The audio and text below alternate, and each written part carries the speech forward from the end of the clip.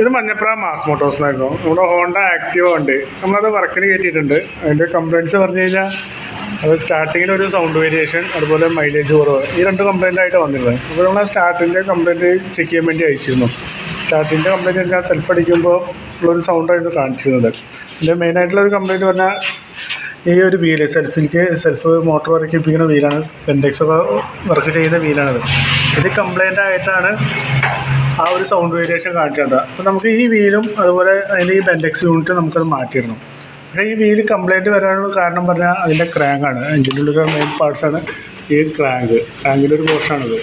ഇത് ചെറിയൊരു ബെൻഡ് കാണിക്കുന്നുണ്ട്, ഒരു ഔട്ടായിട്ടുണ്ട്. അത് കറക്റ്റായിട്ട് വർക്ക് ചെയ്യാത്തത് കൊണ്ടാണ് ആ ഒരു സൗണ്ട് വേരിയേഷൻ, ആ വീല് പെട്ടെന്ന് പോകാനുള്ള കാരണം. തൽക്കാലം നമുക്ക് പുറമേ നിന്ന് അലൈൻമെൻറ്റ് ചെയ്തിട്ട് നോക്കാം. റിപ്പീറ്റും ആ സൗണ്ട് കാണിക്കുകയാണെങ്കിൽ നമുക്ക് ആ എഞ്ചിൻ അഴിച്ചിട്ട് ഈ ക്രാങ്ക് മാറ്റുകയോ അല്ലെങ്കിൽ ലൈറ്റും കൊടുത്തിട്ട് അലൈൻമെൻറ്റ് ചെയ്ത് എടുക്കുകയോ ചെയ്യേണ്ടി വരും കേട്ടോ. അപ്പോൾ തൽക്കാലം നമ്മൾ പുറമേ നിന്ന് ചെയ്ത് നോക്കാം. റിപ്പീറ്റ് കംപ്ലയിൻറ്റ് കാണിക്കുകയാണെന്നുണ്ടെങ്കിൽ നമുക്ക് എഞ്ചിൻ ഫുള്ളായിട്ട് അയക്കേണ്ടി വരും. ഓക്കെ, അപ്പോൾ ഞാനിപ്പോൾ ചെയ്ത് വരുന്നതിനുള്ള ഈ പാർട്സിൻ്റെ ഉള്ള ഒരു എമൗണ്ടും അതുപോലെ നമ്മുടെ സർവീസ് ചാർജ് എല്ലാം കൂടി നോക്കിയുള്ള ഒരു എസ്റ്റിമേറ്റ് പറയാം. നോക്കിയിട്ടൊന്ന് റിപ്ലൈ ചെയ്താൽ മതി. പിന്നെ മൈലേജിൻ്റെ കേസ്, മൈലേജ് നമ്മൾ ഒന്ന് കാർബേറ്റർ ഒന്ന് ട്യൂൺ ചെയ്ത് റീസെറ്റ് ചെയ്ത് നോക്കാം. എന്നിട്ട് റിപ്പീറ്റും ഒന്ന് ചെക്ക് ചെയ്ത് നോക്കിയാൽ മതി കേട്ടോ. ഓക്കെ.